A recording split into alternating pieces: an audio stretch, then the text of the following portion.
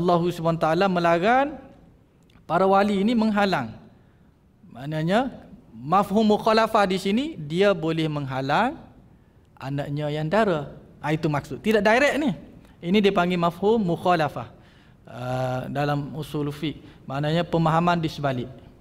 Pemahaman al-mantuq di sini ataupun kita kata mafhum muwafaqah, kefahaman yang kita boleh ambil di sini maksudnya seorang wali tidak boleh menghalang anaknya yang janda untuk berkahwin. Jadi mafhum mukhalafahnya, pemahaman di sebaliknya, dia ada hak untuk menghalang anaknya yang masih dara untuk berkahwin. Kalau anak yang janda, dia tidak ada hak untuk menghalang. Innal hamdalillah nahmaduhu wa nasta'inuhu wa nastaghfiruh wa na'udzu billahi min shururi anfusina wa min sayyiati a'malina. Man yahdihillahu fala mudilla lahu wa man yudlilhu fala hadiya lahu. Asyhadu an la ilaha illallah wahdahu la syarika lahu wa asyhadu anna Muhammadan abduhu wa rasuluhu. Amma ba'd. Fa inna khairal hadithi kitabullah wa khairal hadi hadi Muhammadin sallallahu alaihi wasallam wa syarrul umuri muhdatsatuha wa kullu muhdatsatin bid'ah wa kullu bid'atin dhalalah wa kullu dhalalatin finnar. Allahumma aftah alaina hikmataka wa anshur alaina min khazaini rahmatika ya arhamar rahimin. Allahumma la sahla illa ma ja'altahu sahla wa anta taj'alul hazna idza syi'ta sahla. Allahumma altuf bina fi taysiri kulli asir fa inna taysira kulli asirin alayka yasir. Wa nas'aluka al-yusra wal mu'afata fid dunya wal akhirah bi rahmatika ya arhamar rahimin. Allahumma taqabbal minna salihal a'mal waj'alha khalisatan liwajhikal karim. Allahumma alhimna rushdana wa'idhna min syarri anfusina walhamdulillahi rabbil alamin. Alhamdulillah, syukur kepada Allah Subhanahu wa taala. Pada pagi ini kita masih lagi dapat berkumpul bersua dalam majlis kelas ataupun kelas pengajian Tafaqquh Fiddin. Setelah kita bercuti untuk berhari raya Aidil Adha, mudah-mudahan segala pengorbanan kita diterima oleh Allah Subhanahu Wa Taala. Pada pagi ini insya-Allah kita masuk dalam, masih lagi di bawah rukun nikah, arkanu an-nikah, rukun-rukun nikah. Masih lagi dalam rukun yang pertama, iaitu sirah. Pada pagi ini kita masuk nikahu asy-syighar. Apa maksud nikahu asy-syighar? Nikahu asy-syighar, dari sudut hukumnya nikahu asy-syighar, muka surat 733. Dari sudut hukumnya tidak sah. Tidak sah. Kita ini dalam bentuk kita kata pertukaran. Meletakkan syarat dalam akad, aku nikahkan anak aku dengan kamu dengan syarat kamu nikahkan anak kamu dengan aku. Dia main sistem barter ni. Ada juga dalam sistem barter dalam perkahwinan. Kalau bentuk sedemikian, hukumnya nikah tersebut batil, akad tersebut batil dan tidak sah pernikahan. Jadi nikah asy-syighar apa bentuk dia? Iaitulah wali berkata kepada pengantin lelaki, aku nikahkan engkau dengan anak perempuanku dengan syarat engkau menikahkan aku dengan anak perempuan engkau. Mungkin ni best friend dia waktu universiti dulu kan. Jadi masing-masing dah ada anak besar. Jadi dia buat sistem barter ni. Kamu ambil anak aku ambil anak kamu. Ada tak berlaku sedemikian di dalam masyarakat kita? Belum pernah lagi lah saya terdengar ataupun berlaku di hadapan saya. Tak pernah lagi lah. Tapi kalau bentuknya sedemikian, maka pernikahan tersebut batil kerana ada syarat dalam akad. Dan kehormatan mereka menjadi mas kahwin antara keduanya. Jadi tidak ada mas kahwin, hanya kehormatan mereka sebagai mas kahwin. Lalu lelaki itu menjawab, aku terima nikah anak engkau dan aku kahwinkan engkau dengan anakku berdasarkan apa yang engkau sebutkan tadi. Jadi dia nikahkan balik bapa mertua tu dengan anak. Nanti nak panggil apa ni? Menantu dia. Bapa mertua pula. Sekaligus menantu jadi bapa mertua. Jadi nikahu asyighar tidak sah kerana perkahwinan tersebut bergantung kepada syarat yang disebutkan dalam akad.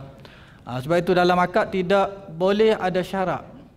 Contoh kita kata pernikahan mut'ah juga tidak sah setelah Islam membatalkan. Pada permulaan Islam dibenarkan nikah mut'ah, tapi selepas peperangan Khaybar, selepas itu maka pernikahan dalam bentuk mut'ah ini diharamkan.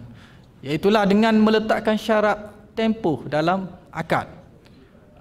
Iaitulah seumpama aku kahwinkan dikau dengan si fulanah perempuan dengan tempoh sebulan ataupun seminggu, semalaman. Jadi dengan meletakkan syarat sedemikian maka akad itu akad yang batil dan pernikahan tidak sah.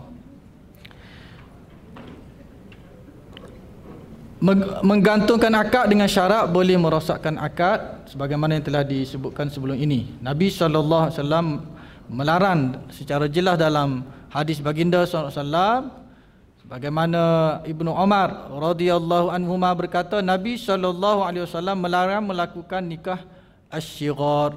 Ni jelas. Ibnu Umar menyebut bahawa Nabi SAW melarang melakukan nikah asyighar. Maksud nikah asyighar ialah seorang wali mengawinkan anak perempuannya dengan syarat pengantin lelaki mengawinkannya dengan anak perempuannya, serta tidak ada di antara kedua-duanya mas kahwin. Jadi mas kahwinnya kehormatan anak tersebut. Jadi bentuk pernikahan sedemikian adalah tidak sah dan akad itu akad yang fasid, batil, tidak memenuhi rukun nikah, maka tidak boleh diterima. Kemudian kita masuk rukun yang kedua. Rukun pertama tadi sirah. Dalam perkahwinan mesti ada sirah. Sirah ni maknanya lafaz lah, ataupun kita panggil juga al-ijabu wal al-qabul. Dan tidak disyaratkan sebagaimana kita belajar sebelum ini, ijab dahulu kemudian qabul.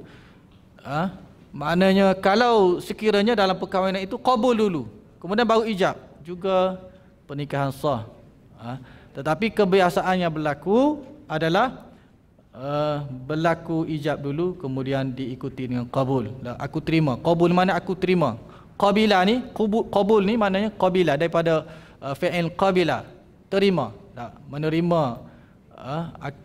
akad ataupun ijab yang telah disebut oleh wali. Rukun yang kedua dalam perkahwinan iaitulah perempuan yang akan berkahwin. Jadi pengantin perempuan, mesti ada pengantin perempuan. Pengantin lelaki kena ada wali, kena ada saksi. Jadi yang keduanya adalah perempuan yang akan berkahwin. Jadi perempuan yang akan berkahwin disyaratkan beberapa perkara untuk menjadikan sesuatu perkahwinan itu sah. Jadi pengantin perempuan ni kena tengok dari sudut syarat-syaratnya. Kalau memenuhi syarat-syarat ini, maka sah perkahwinan. Yang pertama, perempuan itu ataupun calon pengantin perempuan itu tidak mempunyai halangan-halangan untuk berkahwin. Seperti yang disebut dalam ketika perbincangan mengenai perempuan yang haram dikahwini atau dipinang. Mana bukan mahram lah. Bukan perempuan, calon pengantin perempuan itu bukan dari kalangan perempuan-perempuan yang diharamkan untuk dikahwini. Sama ada mahram itu sementara ataupun muabbad selama-lamanya. Kalau mahram muaqqat ataupun mahram diharamkan kahwin sementara, seperti apa? Seperti mak saudara isteri, haram kahwin, haram untuk dikumpulkan dalam satu-satu masa. Tapi kalau berlaku perceraian, maka boleh. Seperti juga adik-beradik isteri, itu muaqqat, sementara. Sementara kakaknya menjadi isteri kita, sementara itulah tak boleh berkahwin dengan adiknya. Setelah berlaku perceraian baru boleh berkahwin. Jadi yang pertama tadi adalah perempuan itu bukan dari mempunyai halangan untuk berkahwin, bukan mahram yang diharamkan untuk berkahwin. Kemudian yang kedua, mesti ditentukan, makna muayyanah. Bukan kata aku kahwinkan salah seorang daripada anakku, anak perempuanku, tak boleh. Mesti muayyanah, mesti perempuan tertentu yang telah dinyatakan, yang telah ditetapkan. Maknanya si Fatimah ke, si Aminah ke, tak mesti tertentu. Tidak boleh secara umum, saya kahwinkan anak perempuan saya. Dah, dia umum dengan kamu. Jadi anak perempuan dia ada 3, yang mana satu pun tak tahu. Jadi mesti yang muayyanah ditentukan. Yang kedua. Kemudian yang ketiga, syarat pada pengantin perempuan. Pengantin perempuan tersebut tidak berada dalam ihram, tidak muhrim. Sama ada ihram itu ihram kerana umrah ataupun ihram kerana haji. Kedua-duanya tidak boleh. Kalau berlaku juga tidak sah perkahwinan ketika ihram. Jadi orang yang melakukan ihram dalam bahasa Arab dia panggil muhrim. Jadi kita ni terbalik. Muhrim kita kata perempuan yang haram dikahwin ni. Jadi salah istilah tu. Itu mahram. Kita kena ubah. Setengah orang tu muhrim. Muhrim. Muhrim ni orang yang sedang berihram. Tu maksud muhrim. Kalau mahram, orang yang diharamkan berkahwin dengannya. Mahramun, diharamkan maksudnya. Kalau muhrimun, orang yang sedang berihram. Sama ada ihram itu haji ataupun umrah. Jadi perempuan calon itu bukan dalam keadaan berihram. Sebagaimana sabda Nabi SAW, la yankihul muhrimu wa la yunkahu wa la yakhtubu. Tidak. Orang yang berihram itu tidak boleh berkahwin, tidak boleh dikahwinkan, dan tidak boleh meminang. Meminang pun tak boleh ketika ihram. Jadi kalau boleh ketika ihram tu fokus kepada umrah atau haji kita, tak payah nak gata-gata nak kahwin ke apa. Dah, sabar dulu. Ni tak sabar ketika ihram duduk fikir bab-bab kahwin lagi. Dah. Kahwin awal-awal sebelum pergi haji umrah tu kahwin dulu, tak payah. Lepas tu tak payah nak fikir. Jumpa kat Mekah, kebetulan pula calon suami dia tu mutawif pula. Allahu akbar. Mutawif pula ni, dia kata calon dia yang ke-20. Contoh. Jadi sabar dulu. Habis umrah ataupun habis haji baru kahwin. Maksudnya apa dia? Lelaki yang berihram tidak boleh berkahwin. Begitu juga perempuan yang berihram dan dikahwinkan oleh orang lain. Dengan mana-mana perempuan yang berihram ataupun tidak berihram. Sama ada yang mengahwinkannya itu seorang wali ataupun wakilnya. Lelaki yang berihram juga tidak boleh meminang mana-mana perempuan untuk berkahwin. Jadi sama ada berkahwin, menjadi wali ataupun meminang, semua itu tidak boleh dalam ihram, keadaan ihram. Kemudian rukun yang seterusnya, yang ketiga, lelaki yang akan berkahwin mesti ada calon lelaki. Calon perempuan mesti ada calon lelaki. Nak kahwin itu dengan siapa? Sebab itu kita kata, sebab itu menjadi perbahasan ulama dalam masalah berkahwin dengan jin. Berkahwin dengan bangsa jin ataupun golongan jin. Ada ulama, ada pandangan yang membenarkan berkahwin dengan jin, adalah pandangan. Tapi ada pandangan yang kita kata majoriti lah, tidak boleh berkahwin dengan jin. Kenapa? Tak nampak itulah. Tak nampak, tak ada di depan. Dia kata, ni kamu tak nampak. Kalau kamu tak nampak, camlah kamu ni nak nak mati. Jadi Dah, mesti ada calon tu, mesti nampak, mesti muayyan juga mesti ditentukan. Dah. Jadi syarat sah bagi pengantin lelaki, pertamanya bukan mahram bagi pengantin perempuan, sama tadi. Kemudian yang keduanya adalah lelaki tertentu, al-muayyan. Tadi muayyanah, tadi perempuan tertentu, ni lelaki tertentu. Bukan kata umum, mesti ditentukan lelaki itu. Jika wali berkata, aku kawinkan anak perempuan aku dengan salah seorang daripada kamu berdua. Jadi dua beradik kembar, lelaki itu ada kembar, Azli dengan Azlan.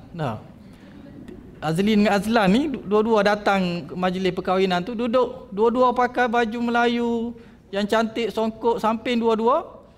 Jadi muka pun hampir sama, jadi membezakan mereka tahi lalak saja. Kadang-kadang yang kembar seirah ni kita tak cam ya. Tapi dia ada perbezaan. Orang yang biasa tu dia akan tahu. Dia akan tahulah. Tapi kita yang pertama kali lihat ni, kadang-kadang kita tak boleh nak beza. Jadi walaupun kembar, walaupun muka sama, tinggi pun sama, hidung pun sama mancung, mesti ditentukan Azli ke Azlan yang akan kahwin. Jadi si perempuan pun confused juga.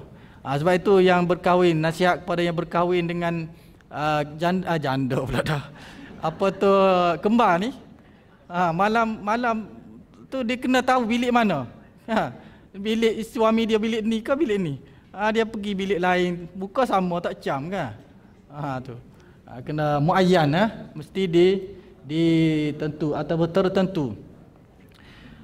Maka perkahwinan tersebut tidak sah kerana tidak ditentukan lelaki mana yang dikahwinkan. Tu yang kedua. Yang ketiga, syarat bagi pengantin lelaki sama juga tidak berada dalam ihram, sama ada ihram itu haji ataupun umrah, berpandukan kepada hadis yang kita bacakan sebelum ini, la yankihul muhrimu wala yunkahu wala yakhtubu.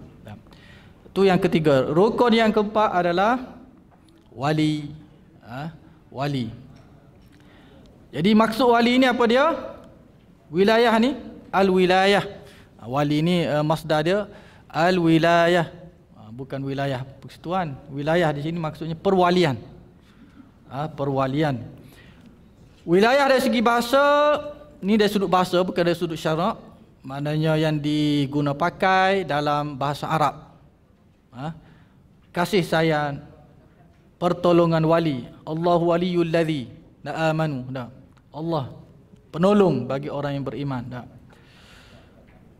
Itu dari sudut bahasa, kasih sayang dan juga pertolongan. Firman Allah Subhanahu wa taala, wa may yatawallallaha wa rasulahu walladzina amanu fa inna hizballahi humul ghalibun. Al-Maidah. Sesiapa yang menjadikan Allah, Rasulnya dan orang-orang yang beriman sebagai wali, sebagai penolong. Ini maksud dari sudut bahasa ni. Wali, penolong, orang yang kita kasih, orang yang kita sayang, maka dapatlah dia kemenangan. Kerana sesungguhnya golongan yang berpegang kepada agama Allah itulah yang tetap akan menang. Suratul Maidah. Jadi didatangkan dengan ayat Quran ini untuk memberi dalil kepada kita, petunjuk kepada kita bahawa wali dari sudut bahasanya adalah penolong. Pertolongan, wilayah pertolongan. Wali ni penolong. Jadi Allah sebagai penolong kita. Kemudian wilayah dari sudut syarak, tadi dari sudut bahasa. Ini syar'an pula ataupun istilahan sama. Biasanya kalau kita belajar fiqh, permulaan kita masuk dalam satu-satu bab, at-taharah ke ataupun as-salah ataupun as-siyam, dia akan bahas dulu makna as-siyam lughatan wastilahan ataupun lughatan wa syar'an. Dari sudut syarak, dari sudut istilah yang diguna pakai dalam ilmu fiqh. Itu maksud dia. Jadi dari sudut syaraknya apa? Bila kita membincangkan tentang bab perkahwinan, bila kita sebut wali, apa yang dimaksud dengan wali? Adakah dia penolong? Yang maksud asalnya adalah penolong. Ini kita nak tengok wali dari sudut dari sudut syarak yang diguna pakai dan ilmu fiqh dalam bab an-nikah. Bila disebut wali apa maksudnya? Iaitulah maksudnya melaksanakan tanfizul qawli 'alal ghairi wal isyrafu 'ala syu'unih. Melaksanakan kata-katanya terhadap orang lain dan mengawasi urusan mereka. Maknanya dia ada kuasa kepada orang lain, ke atas orang lain. Dia mempunyai kata putus kepada orang lain. Orang lain itu tidak mempunyai kata putus. Kata putusnya mesti bersandarkan kepada orang lain. Jadi orang lain itulah yang kita panggil sebagai wali. Nah, contoh kita kata dalam bab rumah tangga, siapa wali? Ayah lah kan? Ayah. Kemudian kalau dalam bab anak yatim contohnya kan, wali ni mana penjaga dia selepas kematian bapanya, siapa walinya? Kembali kepada datuknya. Kalau datuknya meninggal, kembali kepada bapa saudara. Dia maknanya dia akan berturutan lah dari sudut susunan tu. Jadi begitu juga wali dalam pernikahan.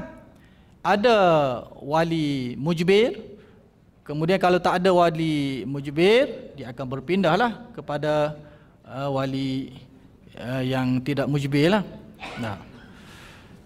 Jadi dari sudut syarak tadi, apa yang dimaksudkan dengan wali ataupun wilayah itu, iaitulah melaksanakan kata-katanya terhadap orang lain. Mana kata-katanya itu terpakai kepada orang lain. Orang di bawah dia lah maksudnya. Maknanya anak di sini anak perempuan tu. Dan mengawasi urusan mereka. Iaitulah contoh kita kata anak yang tidak sempurna akal. Dalam istilah fiqh dipanggil safih. Safih ni orang yang lembam lah, akalnya tidak sempurna. Jadi dalam menguruskan urusan dalam bentuk harta, dia tak boleh mengurus. Kalau dia membeli ke apa ke, dia akan boroh, sebab dia tak tahu nilai. Dia tak boleh fikir secara rasional. Jadi siapa walinya? Dia akan kembali kepada yang menguruskan, mengawasi urusan jual beli bagi orang yang safih ini adalah walinya. Kalau ada ibu bapa, bapaknya yang mengawasi tindak tanduk urusannya dalam muamalah, jual beli. Sebab dia tak boleh berfikir secara rasional. Mungkin benda yang mahal dia akan jual dengan murah. Contoh kita kata kereta, dia dapat warisan kereta, orang yang lembam contohnya, dia tak boleh fikir. Tiba-tiba dia nak jual, dia kata 200, kereta baru, kereta Jazz contohnya, nak jual RM200. Jadi wali tak boleh lah. Itu wali mesti mengawasi. Ini maksud di situ, maknanya mengawasi urusan mereka, sebab mereka tak boleh bertindak dengan sendiri mengikut kewarasan akalnya. Maksud orang lain itu adalah orang yang tidak mampu mengurus dirinya. Budak-budak contohnya, budak-budak pun sama juga, mesti wali dalam urusan muamalah. Orang gila, sebab itu ulama berselisih dalam masalah budak-budak pergi, kita suruh anak-anak yang kecil yang masih belum akil balik ni, yang masih belum berakal ni, pergi membeli dah, berurusan jual beli dah. Setengah pandangan kata sah, setengah kata tidak sah dah. Contoh kita suruh anak kita pergi kedai runcit suruh beli. Jadi kadang-kadang kita dah bagi dah kepada dia sifat-sifat barang sedemikian, kita bagi duit pun dah cukup-cukup. Itu tak ada masalah kan. Jadi kalau betul-betul mengharapkan dia tak boleh, tak tahu. Orang bagi duit baki pun dia tak tahu betul ke tak betul. Itu. Jadi gila serta perempuan balik yang berada di bawah jagaan wali ikhtiar. Wali biasa, bukan wali mujbir. Kemudian sesetengah ulama mentarikkan wilayah sebagai ini definisi yang kedua lah. Tadi definisi pertama, wilayah, wali itu melaksanakan kata-katanya terhadap orang lain sama ada dia suka atau tidak. Sama ada orang yang kita arahkan itu suka dengan arahan ataupun tidak. Ini pandangan lain. Macam kita kata wali mujbir. Wali mujbir. Siapa wali mujbir? iaitulah sama ada ayah ataupun datuk. Tu wali mujbir. Jadi wali mujbir ni dia berhak untuk memaksa anak dara, anak dia yang dara untuk berkahwin dengan mana-mana pilihannya, pilihan wali tersebut. Sekiranya dia ada syarat-syarat lah, sekiranya kufu, sekufu, apa lagi dia mampu untuk membayar mas kahwin. Jadi dia sama ada perempuan ataupun anak perempuan itu suka ataupun tidak suka dengan arahan ataupun pilihan wali tersebut. Ini tarikh yang kedua, sama ada dia suka ataupun tidak suka. Termasuk dalam pengertian ini adalah wilayatu al-ijbar, wali mujbir. Ijbar ni paksa, wali mujbir tadi dia boleh memaksa anak perempuan daranya untuk berkahwin dengan sesiapa sahaja yang dia suka, sekiranya memenuhi syarat-syarat. Dia boleh paksa. Dia berbeza dengan anak yang janda. Anak yang janda, wali nak memaksa, mesti mendapat persetujuan daripada perempuan tersebut, anak perempuannya itu mesti bersetuju ke tak setuju. Jadi tapi kalau anak dara ni walaupun dia mempunyai kuasa untuk memaksa berkahwin dengan sesiapa, tapi sunat baginya untuk meminta izin. Ni ayah ni berkendan dengan ustaz ni contoh, nak jadi menantu, macam mana, tanya minta izin, boleh ke tak boleh? Boleh sangat dia kata. Jadi tetapi biasanya anak dara ni dia jenis pemalu sikit dia. Jadi Nabi kata iznuha sumtuha, keizinan bagi anak dara itu adalah sumtuha, dia senyap. Bila dia tanya, ayah dia tanya tu dia senyap, dia malu nak kata okey. Maknanya dengan senyapnya itu sukutuha iznuha, maknanya dengan senyapnya itu bermaksud dia mengizinkan. Itu bagi anak dara lah. Syariat menamakan orang yang mempunyai hak wilayah itu sebagai wali. Orang tu sebagai wali, wilayah tu maknanya kekuasaan ataupun melaksanakan kata-katanya.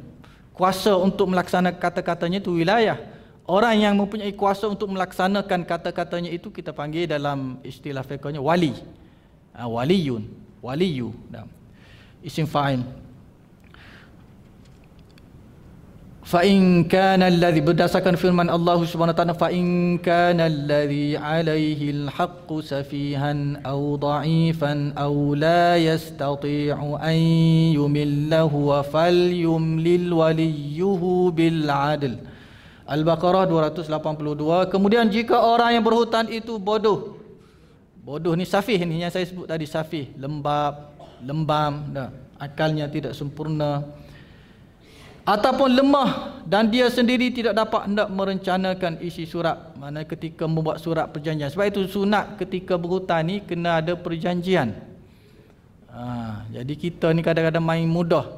Bila main mudah tu, maka selepas tu berlakulah masa muka, perkelahian, perbalahan dan seumpamanya. Sebab itu kena ada saksi, kena bertulis, kena ada tempoh kalau kita nak bagi hutang kepada orang lain. Hendaklah dia isi surat itu, maka hendaklah direncanakan walinya dengan adil, iaitulah bagi orang yang safih, orang yang lembam ni, kena wali dia mengambil urusan untuk melakukan urusan surat menyurat itu. Kemudian hikmah disyariatkan wilayah. Kenapa syariat mensyaratkan mesti ada wali dalam pernikahan? Jadi hikmah disyariatkan wilayah kepada kanak-kanak yang masih kecil. Ini masih kanak-kanak masih kecil dan orang yang tidak mampu menguruskan dirinya, adalah untuk menjaga kepentingan mereka supaya tidak hilang, menjaga hak mereka sebab mereka tidak boleh nak berfikir secara waras. Jadi untuk menjaga kepentingan dan juga tidak menjadi kerugian baginya, maka mesti ada orang lain yang akan menguruskan bagi pihaknya. Sebab itu makna kita tengok Islam itu adil. Orang yang tidak sempurna akal, kena ada orang lain yang akan menguruskan bagi pihaknya. Kalau tidak, akan teraniaya lah dia. Buat sampai bila pun teraniaya dia. Sebab dia sendiri tak mampu untuk berfikir secara waras, menguruskan hartanya. Kemudian kewujudan wali dalam perkahwinan adalah wajib. La nikaha illa biwaliyin. Dalam riwayat lain biwaliyin mursyid. Tidak sah perkahwinan melainkan dengan adanya wali. Dengan adanya dalam mazhab kita ni, kita berbicara dalam mazhab kita. Kita tidak berbicara dalam mazhab lain. Dalam mazhab kita, wali adalah ruknun min arkani an-nikah. Rukun, salah satu rukun daripada rukun-rukun nikah, mesti ada wali. Kalau pergi kahwin jauh, luar negara contohnya, wali mujbir, wali ayah tak jauh, guna wali hakim. Wali hakim, wali mana mesti ada wali. Kalau wali meninggal, dia akan berpindah kepada wali yang akrab, adik-beradik. Kemudian kita akan tengoklah susunan-susunan wali itu.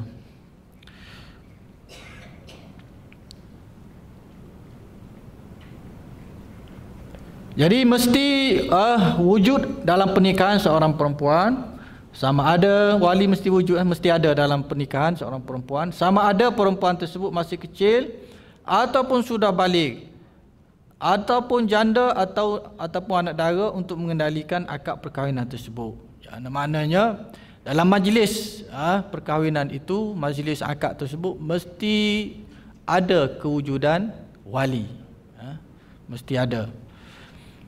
Jadi seseorang perempuan tidak diharuskan mengawinkan dirinya sendiri atau mengawinkan orang lain sama ada dengan keizinan wali ataupun tidak. Jadi perempuan tak boleh jadi wali, dan dia nak kawinkan dirinya sendiri pun tak boleh. Sebagaimana dalam mazhab lain. Kita tak nak bicaralah dalam mazhab lain tu, dalam mazhab kita.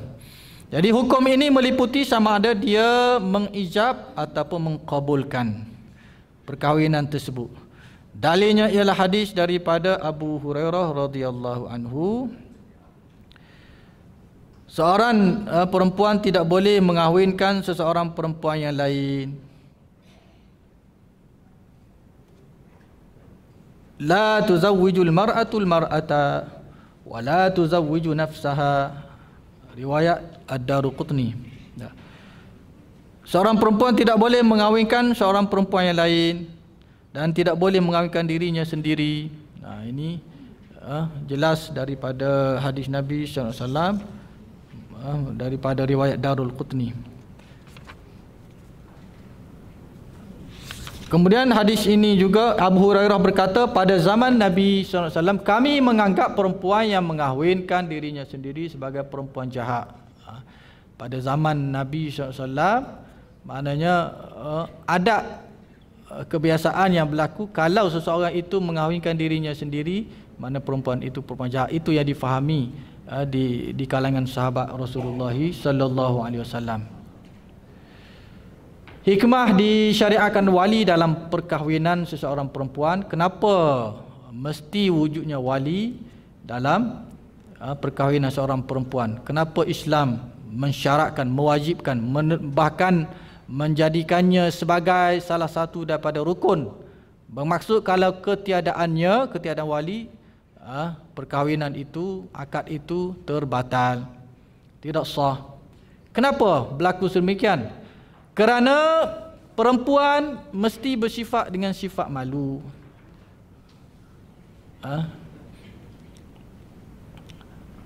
Hikmah, adab yang baik mengatakan perempuan tidak sesuai untuk terlibat secara langsung. Perempuan dia ada sifat malu, jadi nak kahwin seolah-olah dia menonjolkan dirinya, seolah nak sangat kahwin.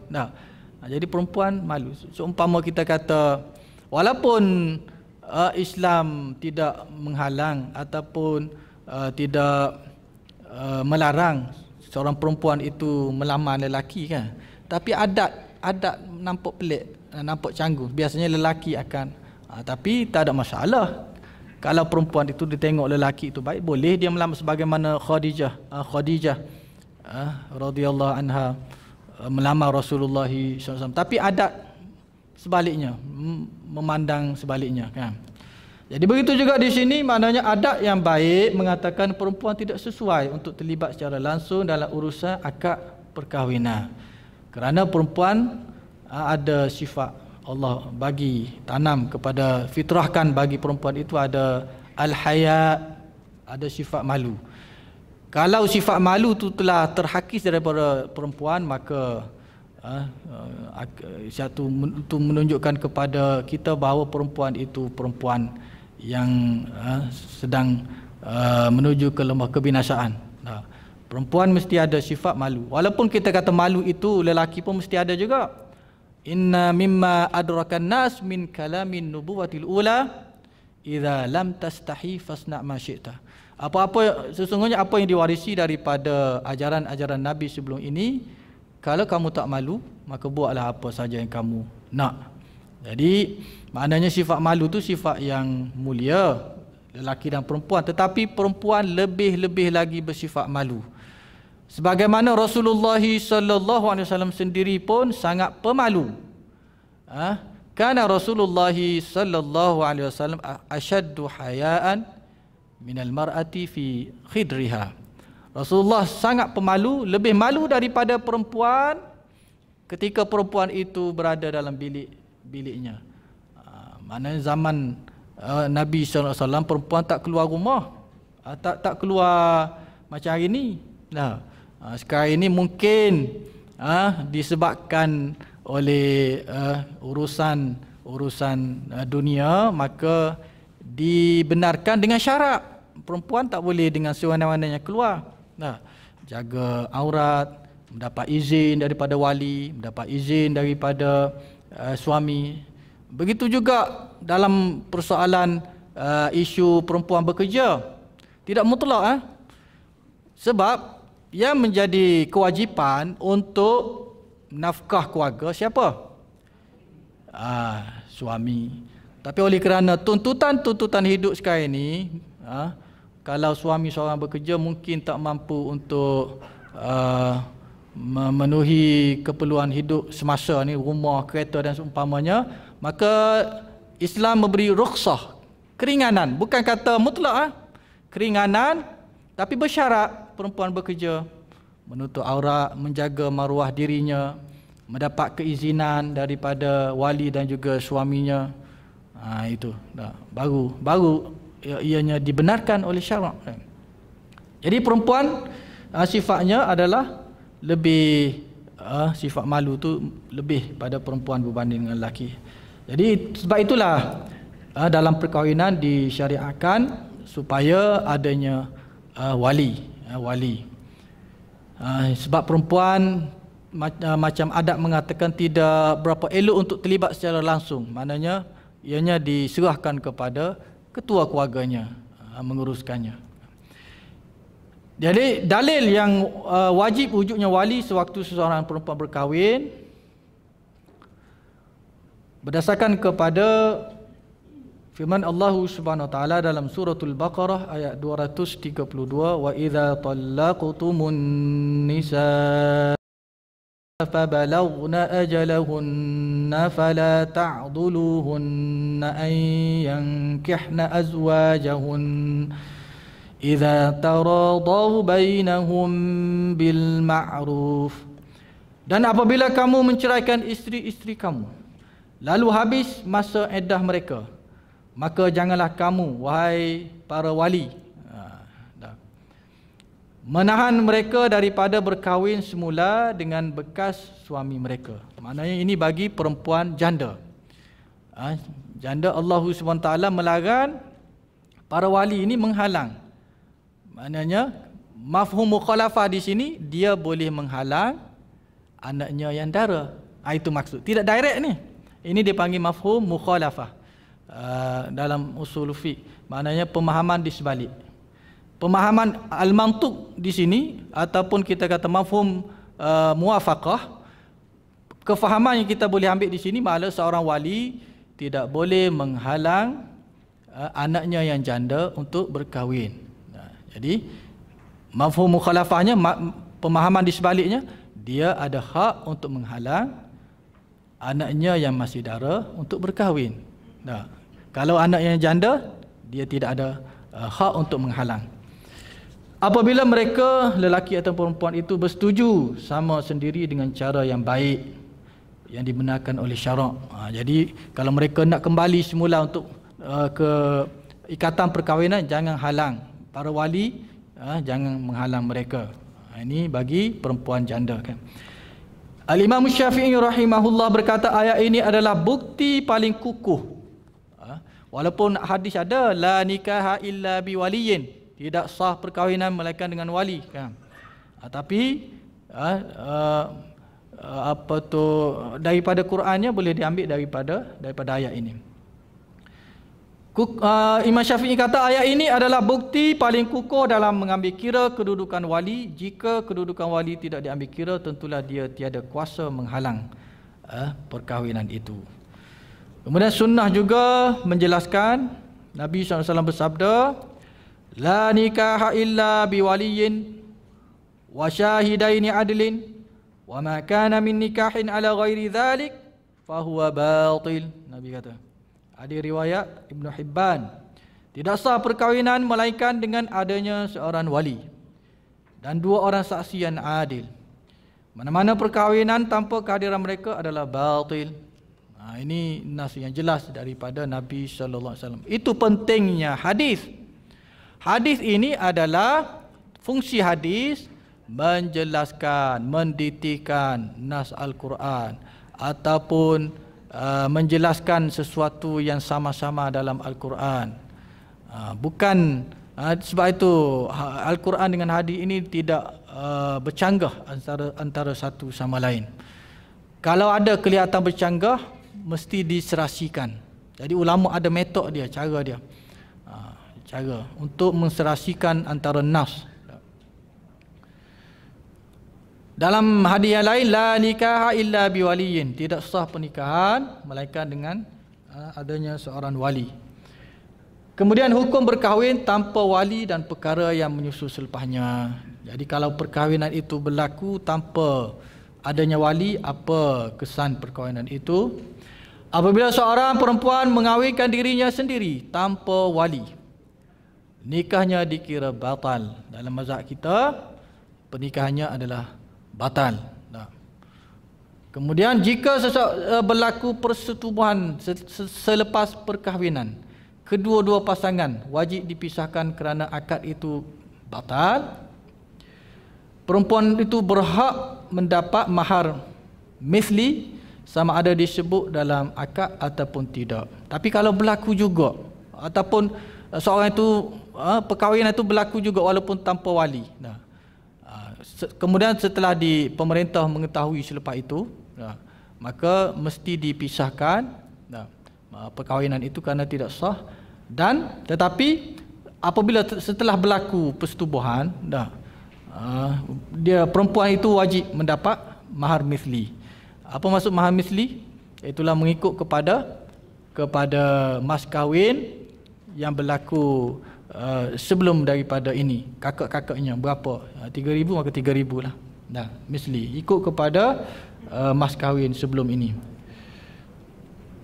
Dalil hukum tersebut, Nabi sallallahu alaihi wasallam bersabda, ayyama imra'atin nakahat bighairi idzni waliyha fanikahuha batil. Salasan, Nabi kata 3 kali, fanikahuha batil, fanikahuha batil. Fa in dakhala biha falahal mahru bimastahalla min farjiha, fa in tashajaru fasultanu waliyyu man la waliyya lahu. Mana-mana perempuan yang berkahwin tanpa kebenaran walinya, maka nikahnya batal. Nabi SAW mengulangi 3 kali, nikahnya batal, nikahnya batal. Kemudian jika berlaku persetubuhan, mana perkahwinan itu yang tanpa wali itu berlaku persetubuhan selepas itu, maka baginya mahar misli dengan sebab dia menghalalkan farasnya. Jika mereka berselisih faham, maka sultan menjadi wali bagi sesiapa yang tidak ada wali. Orang yang tidak ada wali, maka sultan menjadi walinya. Seperti kita kata muallaf, perempuan muallaf yang masuk Islam tapi kedua ibu bapanya tidak masuk Islam, maka sultan akan menjadi wali. Ini ada perbahasan selepas ini. Kalau sekiranya melebihi 2 marhalah, ini maksudnya dalam bermukim ni. Kalau 2 marhalah, siapa walinya? Akan ada selepas ini. Dah. Luar nak tanya Thailand dah ni, luar negara dah.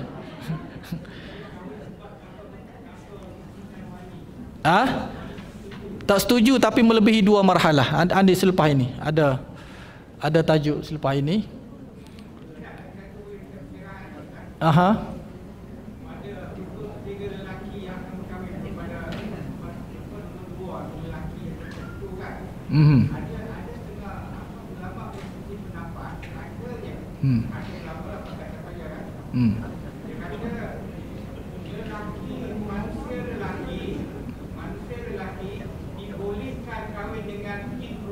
Jin. Ya. Tetapi manusia perempuan tidak boleh berkahwin dengan jin lelaki. Ya. Sebab tadilah pandangan tadi mengatakan dalam isu berkaitan perkahwinan dengan jin, golongan jin ni, ada pandangan kata boleh, ada pandangan kata tidak boleh. Jadi kalau saya tak kiralah laki tu laki kahwin dengan jin perempuan ke, perempuan kahwin dengan jin laki, perempuan kahwin dengan jin laki lagilah fitnah kan. Laki kahwin dengan jin perempuan pun pada pandangan saya tidak sangat-sangat tidak digalakkan, sangat-sangat tidak digalakkan. Pertamanya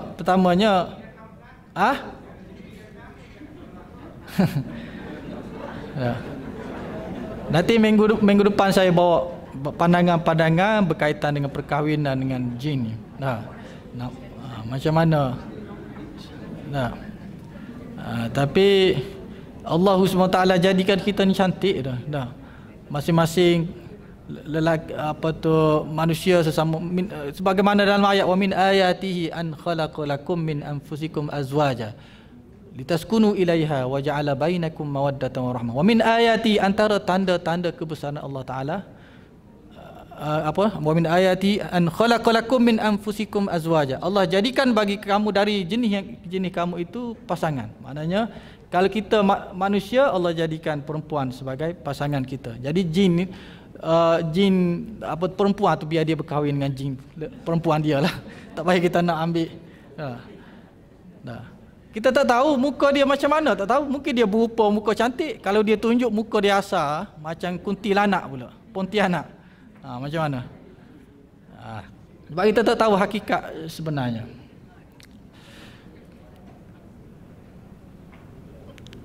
Kemudian mereka yang bersetubuh hasil daripada pernikahan yang batal ini, perkahwinan tanpa wali, tidak dikenakan hukuman hudud. Mana hukuman hudud kerana perzinaan, sebab dia berkahwin. Cumanya tak cukup syarat rukun tadi. Kalau hukum hudud ni memang sah orang itu tak berkahwin, tak berzina kan. Tak ada ikatan perkahwinan. Maknanya orang yang berkahwin sedemikian tidak akan dikenakan hukuman hudud kesalahan zina kerana adanya syubhah tadi. Syubhah, wujud syubhah kerana apa? Kerana dia mengahwinkan dirinya sendiri tanpa kewujudan wali. Syubhah tersebut ialah ulama berselisih pandangan tentang kesahihan. Sebab ada pandangan kata sah pernikahan tanpa wali. Sebab itu ada syubhah ni. Sebab itu bila ada syubhah, Nabi kata idra'ul hudud bisyubhah. Naklah kamu menolak untuk melaksanakan hudud dengan wujudnya kesamaran. Nak cerita bahawa hukum hudud ni bukannya senang nak laksanakan. Kenapa nak takut-takut? Nak laksanakan pun bukannya mudah-mudah, tangkap orang tu terus pancung ke, terus sebat ke. Untuk mensabitkan tu cukup sukar. Kena tengok dengan mata, dah jelas. Itu ada syarat-syarat dia. Dah. Jadi kalau wujudnya syubhah maka tertolaklah hukum hudud. Tapi hukum ta'zir itu terpakailah hukum ta'zir. Hukum hudud digantung pelaksanaannya ketika ada syubhat, walau bagaimanapun mereka dikenakan hukuman ta'zir. Ta'zir adalah hukuman yang tidak termasuk dalam hukum hudud, yang tidak ada nas jelas hukum tersebut diperincikan dalam Al-Quran. Maknanya mengikut kepada kebijaksanaan pemerintah lah, ta'zir. Denda lah berapa yang dikira patut oleh pemerintah. Kemudian kita tengok susunan para wali ini, susunan wali dalam pernikahan. Jadi wali-wali yang dalam perkahwinan adalah mengikut susunan seperti berikut. Pertama, bapa, wali bagi perempuan, ayahnya. Kemudian ayah kepada bapa, iaitulah datuk. Sekiranya bapa tak ada, meninggal, pergi kepada datuk. Jadi selama mana bapa tu ada, ayah tu ada, dia tidak akan berpindah kepada orang lain. Mesti kena cari. Contohnya kita kata berlaku perceraian, kemudian anak perempuan ni dia tak jumpa dah bapa dia selepas itu. Tak tahu di mana, keberadaan pun tak mana. Sebab itu kita tengok ada iklan kan. Iklan keluar, bapa kepada si fulan, kalau boleh hadir, nombor telefon, sila hubungi nombor telefon. Kalau tak, baru berpindah kepada wali yang lain, wali hakim. Ayah kepada bapa, iaitulah datuk. Kalau tidak ada datuk, adik-beradik lelaki seibu sebapa. Adik-beradik lelaki seibu sebapa. Kalau tidak ada adik-beradik lelaki seibu sebapa, adik-beradik lelaki sebapa, belah bapa. Tak ada juga, berpindah kepada anak saudara dulu, bukan bapa saudara dulu. Anak saudara, iaitulah anak kepada adik-beradik lelaki seibu sebapa. Bukan anak kepada adik-beradik perempuan, tak. Anak kepada adik-beradik lelaki seibu sebapa, anak saudara. Kemudian tak ada yang seibu sebapa, turun kepada anak saudara daripada adik-beradik lelaki sebapa. Tadi seibu sebapa tak ada, sebapa saja. Kemudian tak ada juga, barulah turun kepada bapa saudara seibu sebapa, bapa saudara. Iaitulah adik-beradik lelaki kepada bapa yang seibu sebapa. Tak ada juga bapa saudara sebapa, iaitulah adik-beradik lelaki kepada bapa yang sebapa. Kemudian tak ada juga sepupu, turun kepada sepupu, iaitulah adik lelaki kepada bapa saudara, anak lelaki kepada bapa saudara yang seibu sebapa. Tak ada juga turun kepada sepupu, anak lelaki kepada bapa saudara yang sebapa. Ini susunan 10 susunan wali bagi pernikahan seorang wanita. Ya.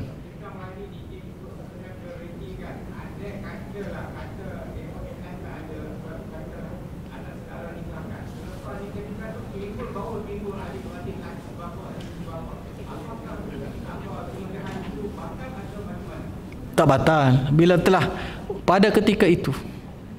Pada ketika itu bila dah tak ada, maknanya hakim memutuskan. Jadi nikah sah. Maka kalau tidak ada yang di atas itu, fasultanu waliyu man la waliya lahu. Maka sultan, maksud sultan di sini pemerintah ataupun orang yang dilantik oleh pemerintah. Kalau sekarang ini maknanya orang yang dilantik oleh mahkamah syariah sebagai wali hakim lah, kita panggil wali hakim. Yang menjadi wali kepada sesiapa yang tidak ada wali. Anak lelaki tidak boleh menjadi wali kepada ibunya. Contoh kita kata seorang ibu ni suami dia telah meninggal, nak kahwin lain, ayah dia pun tak ada, cuma dia ada anak lelaki, tak boleh. Seorang anak lelaki tidak boleh menjadi wali kepada ibunya, ataupun cucu lelaki tidak boleh menjadi wali kepada neneknya. Anak tidak boleh menjadi wali untuk mengawinkan ibunya kerana kedua-duanya tidak mempunyai perkongsian dalam keturunan. Ini kerana ibu dan anak lakinya dinasabkan kepada bapa masing-masing. Kecuali anak lelaki kepada bapa saudara ibu. Sepupulah. Oleh itu, jika terdapat anak lelaki kepada anak lelaki bapa saudara ibu, cucu bapa saudara ibu, dan tidak ada wali yang lain, yang lebih hampir, dia boleh mengawinkannya. Mana sepupu ni di sini, yang kita pada yang ke-9 ke-10 tu. Kemudian syarat wali. Wali sama ada bapa ataupun bukan disyaratkan dengan syarat-syarat berikut. Pertama, wali itu mesti Islam. Sebab itu mu'allaf yang masuk Islam, yang bapanya tidak masuk Islam, bapanya tidak boleh menjadi wali kepada anak perempuannya. Kerana syarat bagi seorang wali itu untuk sah perwalian, dia mesti seorang yang Islam, beragama Islam. Jadi orang kafir tidak boleh mengawinkan perempuan Islam kerana tidak ada wilayah ataupun kekuasaan orang kafir terhadap orang Islam. Kalau boleh, maknanya seolah-olah dia ada kuasa kepada orang Islam. Sedangkan Allah Subhanahu Wa Taala menyebut dalam Al-Quran, walan yaj'alallahu lil kafirina 'alal mu'minina sabila. Allah tidak sekali-kali akan memberi jalan kepada orang-orang kafir untuk membinasakan orang-orang yang beriman. Tak maknanya untuk menguasai orang beriman. Allah tak bagi keizinan seorang bukan Islam untuk menguasai, mengawasi orang Islam. Juga kerana al-wilayah dalam perkahwinan merujuk kepada golongan asabah dalam masalah harta pusaka. Begitu juga dalam masalah pusaka pun tidak ada pewarisan di antara berlainan agama. Berlainan agama. Maknanya kalau ibu bapa anak tu meninggal, anak tu Islam, ibu bapanya tidak Islam, tak akan dapat pewarisan pusaka daripada anaknya kerana berlainan agama. Sama dalam bab pewarisan, juga dalam bab wilayah dalam perkahwinan. Dalam masalah ini, orang Islam dan orang kafir tidak boleh saling mewarisi harta pusaka antara satu sama lain. Yang bapa yang bukan Islam meninggal pun anak tak boleh warisi kerana berlainan agama. Walau bagaimanapun orang kafir boleh mengawinkan orang kafir yang lain walaupun mereka berbeza agama, seperti orang Yahudi mengawinkan seorang Kristian atau sebaliknya. Ini kerana semua orang kafir adalah sama taraf. Orang kafir, sama ada orang kafir itu agama samawi ataupun agama wada'i, agama ciptaan manusia, mereka sama saja kafir, tidak beriman kepada Allah Subhanahu Wa Taala ataupun menyekutukan Allah Subhanahu Wa Taala. Macam kita kata Nasrani ataupun Kristian, mereka juga beriman kepada Allah yang mereka namakan sebagai Tuhan Bapa kan. Tapi mereka menyekutukan Allah SWT. Jadi mereka bukan orang yang beriman, orang Muslim. Walladzina kafaru ba'duhum awliya'u ba'd. Orang-orang kafir sebahagian mereka menjadi wali kepada sebahagian yang lain. Itu yang pertama. Mana syarat sah untuk menjadi wali, mesti wali itu seorang yang Islam, Muslim. Kemudian yang kedua, mesti adil. Ini menjadi perbahasan. Nak cari wali yang adil ni. Apa maksud adil di sini? Maksud adil di sini adalah tidak fasik. Apa maksud tidak fasik? Tidak berkekalan dalam dosa kecil. Orang yang orang yang melakukan berkekalan melakukan dosa kecil, orang fasik. Ataupun orang yang melakukan dosa besar, orang yang fasik. Jadi ialah wali yang tidak melakukan dosa-dosa besar, tidak berterusan melakukan dosa-dosa kecil, dan tidak melakukan perkara-perkara yang boleh menjatuhkan maruahnya, seperti kencing di jalan raya, berjalan kaki ayam dan sebagainya. Jadi kalau kita nak ikut kepada apa yang disebut di sini, susahlah nak mencari wali dalam zaman sekarang ni. Ada kadang-kadang tu ibu bapa yang tidak solat, melakukan perkara-perkara yang tidak dibenarkan oleh syarak. Jadi bagaimana penyelesaian kepada perkara ini? Jadi kita tengok supaya ni ada disebut di sini. Oleh itu orang fasik tidak boleh mengawinkan perempuan yang beriman. Bahkan hak menjadi wali berpindah kepada wali selepasnya, akan berpindah. Kalau mengikut kepada hukum asalnya, hak perwalian itu akan berpindah jika dia seorang yang adil, jika dia mana wali yang selepas itu adil. Sabda Nabi sallallahu alaihi wasallam, la nikaha illa biwaliyin mursyid. Tidak sah pernikahan melainkan dengan wali yang mursyid. Mursyid di sini adil, yang tidak melakukan dosa-dosa kecil dan yang tidak berterusan melakukan dosa kecil dan tidak melakukan dosa-dosa besar. Jadi mursyid di sini mengikut Imam Syafi'i kata adil. Jadi juga kerana fasik adalah kekurangan yang boleh merosakkan persaksian, oleh itu orang fasik dilarang menjadi wali dalam perkahwinan. Jadi orang fasik ni tak boleh nak percaya mana. Mungkin dia menipu dan seumpamanya. Dalam bab persaksian pun tak boleh saksi yang fasik, lebih-lebih lagi dalam bab perwalian. Jadi dalam pandangan yang lemah dalam mazhab Syafi'i itu sendiri, ada satu pandangan yang kita kebanyakan hari ini kita mengambil pandangan inilah oleh kerana kesukaran. Kalau nak betul-betul kita nak mensabitkan seseorang wali itu mesti adil, akan berlakulah kepincangan, kesukaran dalam melakukan akad nikah ni. Jadi pandangan lain dalam mazhab kita, juga dalam mazhab Syafi'i juga, menyatakan bahawa keadilan itu tidak menjadi syarat dalam perkahwinan kerana hak menjadi wali berdasarkan kepada asabah, berdasarkan kepada keturunan. Para asabah didorong oleh sifat belas kasihan yang banyak untuk memberikan kebaikan kepada orang yang dijaga. Biasalah walaupun dia ni fasik, biasanya seorang ayah itu dia akan ada kasih sayang kepada anaknya, tanggungjawab untuk memastikan anaknya itu mendapat pasangan yang baik. Mesti ada hati kecilnya seorang ayah tu, walaupun dia ni fasik, dia ni tak solat dan seumpamanya, dia ada kasih sayang tu. Sifat kasihan belah ini tiada bezanya di antara wali yang adil dan juga wali yang fasik. Maknanya ini yang persepakatilah. Maknanya bagi mana-mana wali, mana-mana ayah, mesti sama ada ayah itu ayah yang baik, adil, ataupun ayah yang walaupun sejahat-jahat mana ayah pun masuk penjara dan seumpamanya, dengan anak dia ada perasaan kasih sayang. Oleh kerana sifat keturunan tadi, itu adalah zuriat dia, kan. Jadi juga kerana mensyaratkan adil kadang-kadang menimbulkan kesulitan yang besar. Sebagaimana saya sebutkan tadi, ini disebabkan kurangnya bilangan orang yang adil, terutamanya pada zaman ini. Tidak pernah diketahui orang-orang yang fasik dilarang mengahwinkan orang anak-anak perempuan mereka pada mana-mana zaman sekalipun. Jadi oleh kerana itu, maknanya kita mengambil pandangan lain lah dalam bab wali ini, wali adil ni.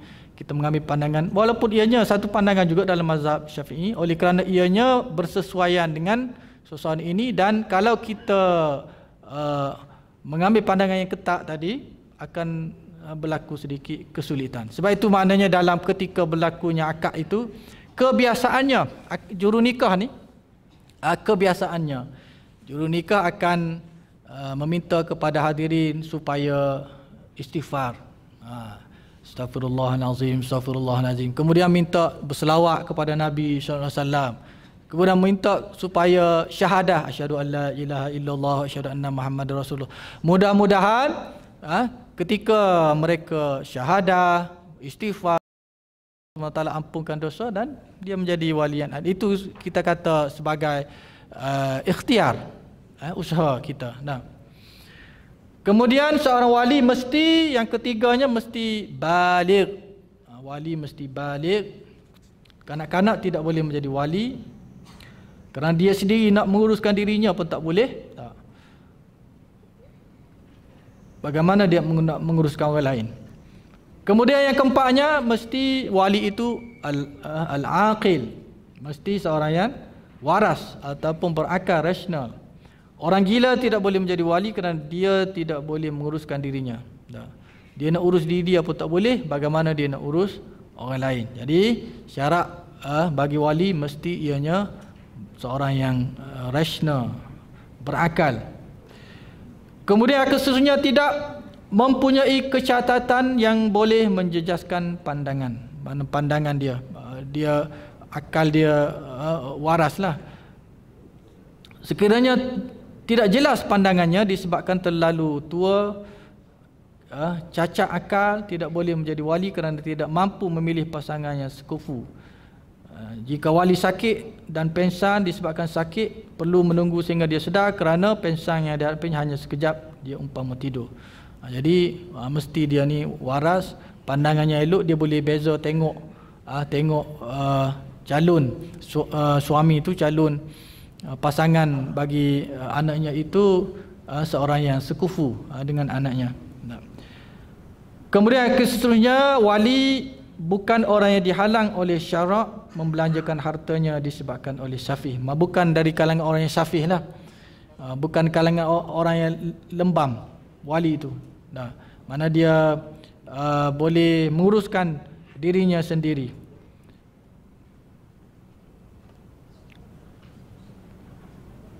Kemudian yang terakhir, wali bukan dalam keadaan berihram, sama ada ihram haji ataupun umrah.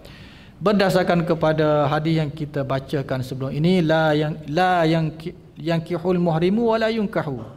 Tidak boleh berkahwin, orang berihram itu tidak boleh berkahwin dan tidak boleh dikahwinkan dengan perempuan yang berihram.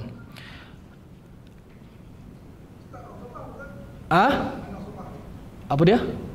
Asabah, Asabah ni keturunan. Kalau dalam mana berdasarkan kepada keturunan lah. Kalau dalam bab faraid, asabah ni maknanya orang yang mendapat bahagian selepas orang yang ditentukan dalam Quran mendapat bahagiannya, baki selepas itu. Contohnya kalau orang kematian isteri kematian suami, maka yang disebut akan mendapat bahagiannya siapa dia? Isteri, anak-anak, ibu bapa kepada suami itu. Jadi selepas dibagi-bagi itu, yang lebih itu dia akan pergi kepada asabah.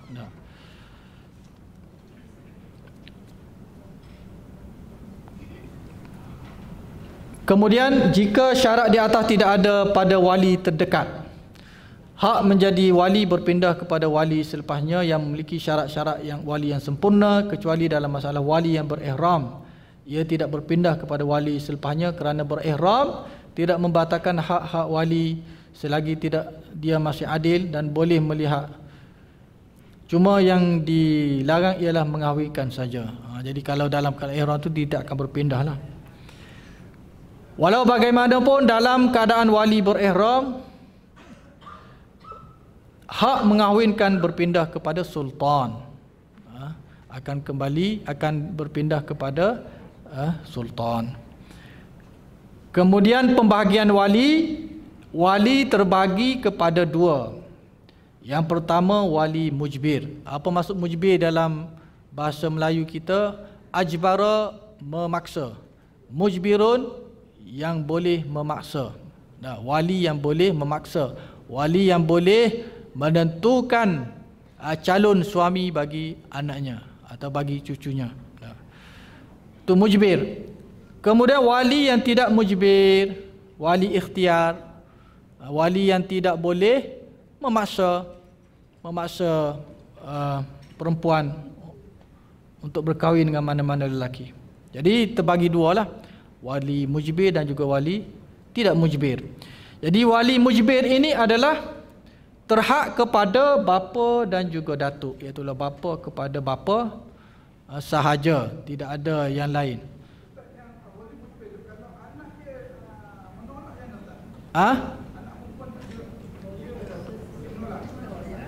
Kalau tidak kufu, dia boleh menolak. Nanti ada syarat-syarat dia untuk ijbar tu. Kalau dia nak kahwinkan anak perempuannya dengan lelaki yang tidak sekufu, perempuan itu ada hak untuk menolak. Yang dimaksudkan tak boleh tolak tu kalau semua cukup syarat, dia tak ada hak untuk menolak. Tak boleh. Dia kalau syarat tu cukup dengan sekufu, dia boleh bayar mas kahwin dan seumpamanya, tak boleh nak tolak. Sebab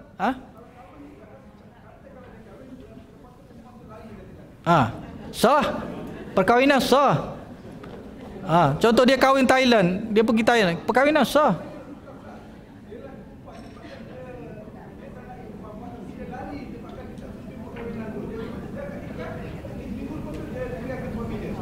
Berdosa lah. Mana boleh macam tu, keluar tanpa izin. Telah berlaku perkahwinan, keluar tanpa izin, tu berdosa. Isteri yang nusyuz. Isteri yang nusyuz.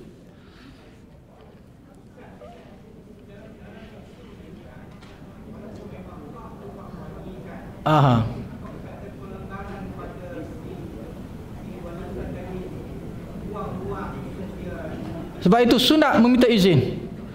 Walaupun dia mujbir, dia ada hak untuk mengkahwinkan, tapi sunat baginya meminta memberi pandangan dan meminta izin kepada anaknya. Tapi kata-katanya adalah mutlak. Kalau syarat-syaratnya cukup tadi.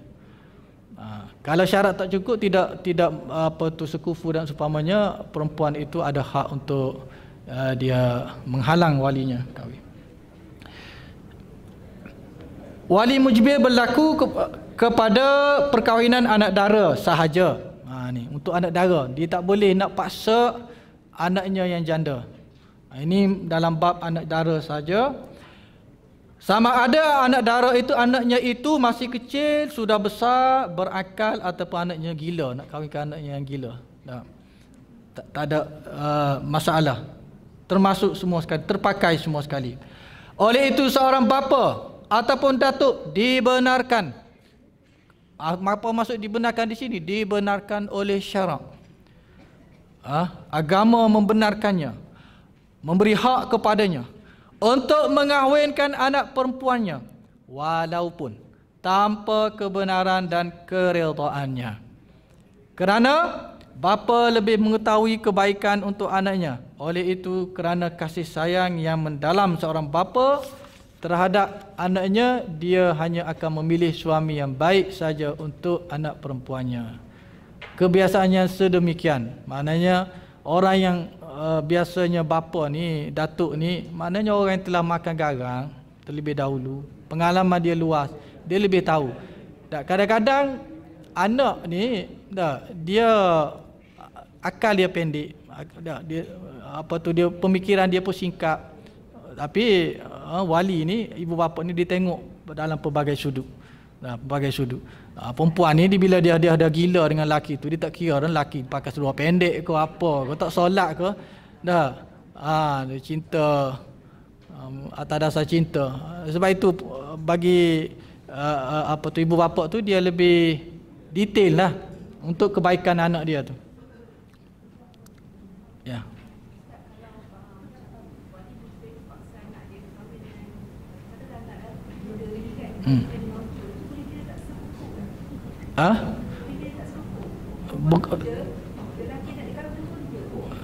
Tua tu, kalau tua yang sangat tua sehingga kalau tua sangat sampai nak bagi nafkah batin pun tak boleh, itu tak boleh. Itu akan menzalimi kepada anak tersebut. Tapi kalau tua dalam 50 ke apa contohnya kan, tak nak juga.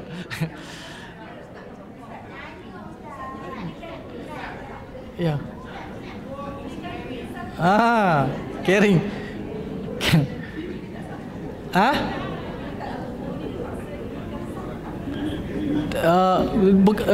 Dia umur tu tidak kriteria dalam kufu tak kufu. 70 lebih tu menzalimi pula kalau dah. Tu dia ada hak lah. Pernikahan sah. Cumanya dia ada hak untuk menghalang, untuk protes. Apa dia?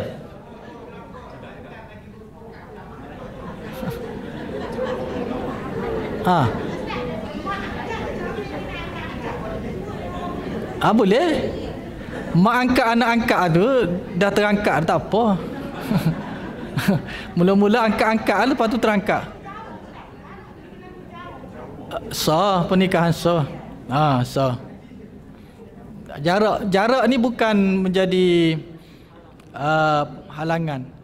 Macam kita kata Nabi Abu Bakar mengahwinkan Aisyah radhiyallahu anha dengan Nabi sallallahu alaihi wasallam. Nabi pada ketika itu umur dah lanjut. Aisyah baru 6 tahun.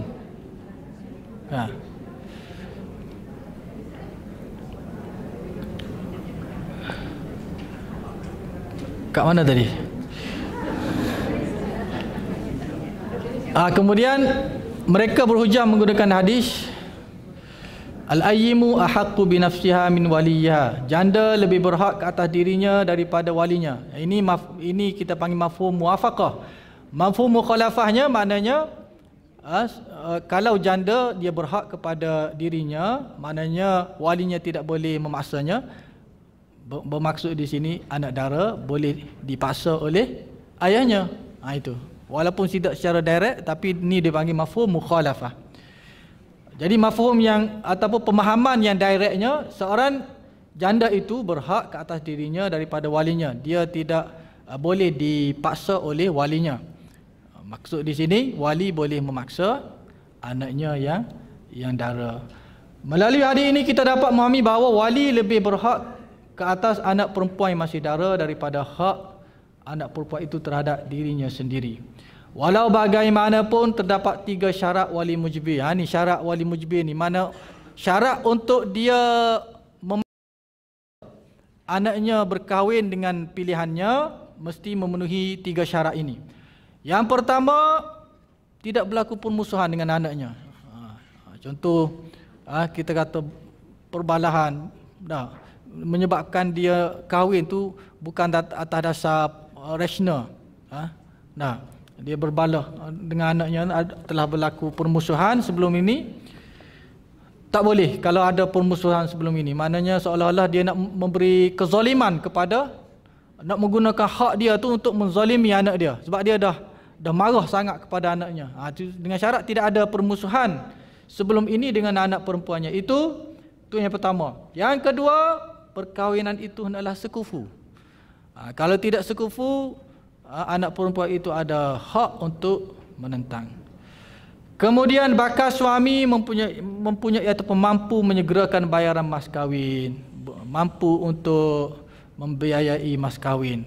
Jadi kalau cukup 3 syarat ini, maka wali mempunyai hak untuk memaksa anaknya berkahwin dengan mana-mana, anaknya yang dara lah, berkahwin dengan mana-mana pilihannya.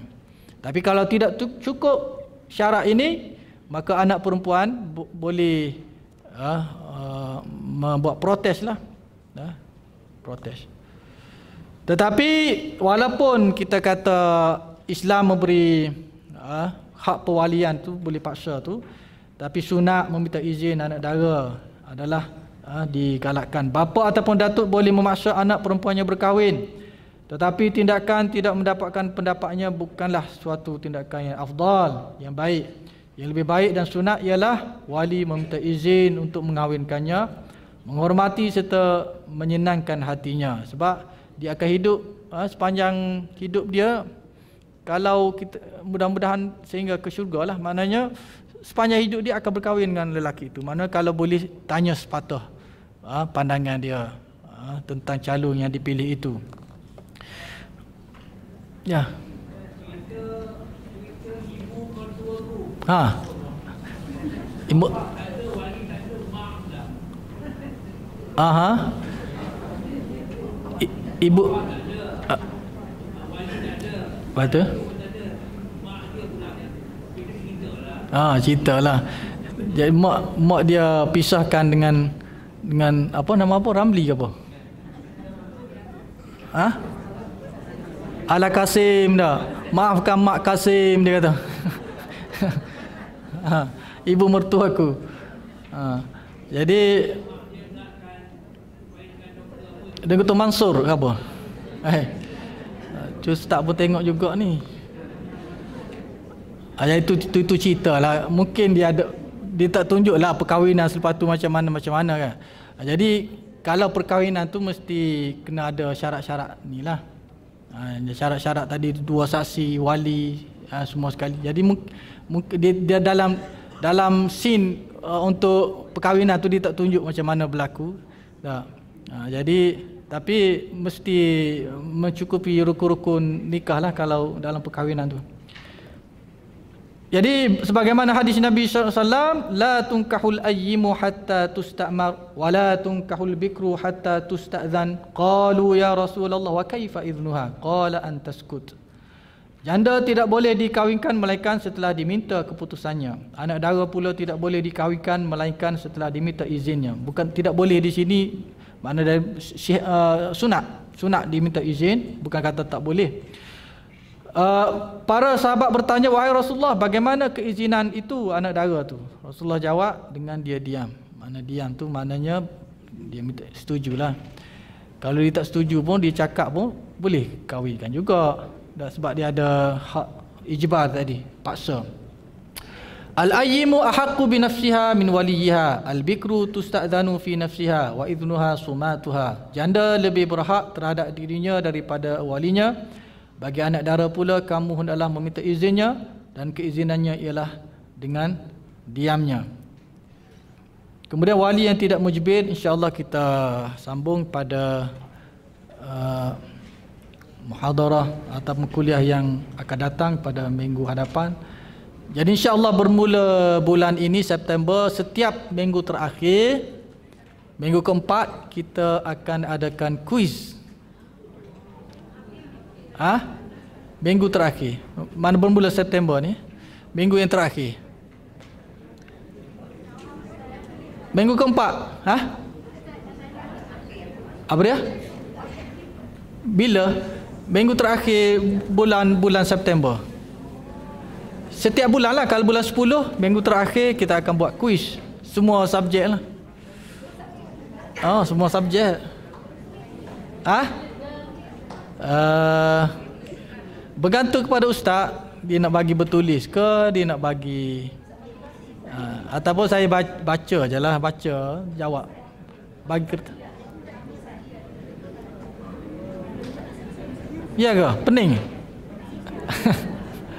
Nantilah kita tengok macam mana mekanismenya. Jadi insya-Allah pada minggu depan kita masuk wali yang tidak mujbir, wali ikhtiar, wali biasa. Jadi mudah-mudahan. Satu soalan last. Wali adil. Ya.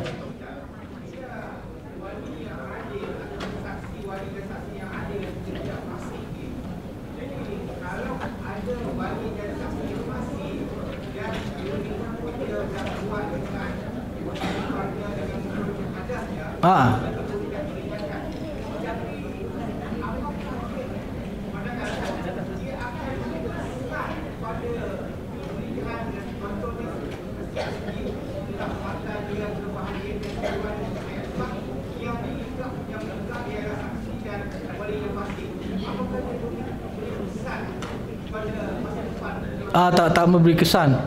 Dia perbahasannya berkenaan dengan sah tidak sah. Jadi kita mengambil pandangan yang lain dalam mazhab kita juga, pernikahan adalah sah.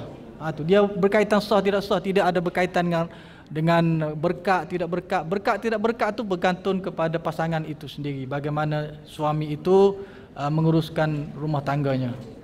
Dia tidak ada kaitan sehingga lepas itu perkahwinan akan porak-poranda, tak ada. Semua itu akan bergantung kepada pasangan itu sendiri, menguruskan melayari bahtera perkahwinan mereka. Jadi mudah-mudahan apa yang kita belajar pada hari ini bermanfaat. Aqulu qawli hadza astaghfirullahal azim li wa lakum. Assalamualaikum warahmatullahi wabarakatuh. Bismillahirrahmanirrahim. Alhamdulillah. Wassalatu wassalamu ala Rasulillah wa ala alihi wa sahbihi wa man walah. Allahumma faqihna fid din wa 'allimna at-ta'wil. Allahumma ij'alna minal ulama'il 'amilin. Allahumma ij'alna minal ladzina yastami'una al-qawla fayattabi'una ahsanah. Allahumma ij'alna minal mutawadhi'in. Wa sallallahu ala sayyidina Muhammad wa ala alihi wa sahbihi ajma'in. Walhamdulillahi rabbil alamin. Qabalallah.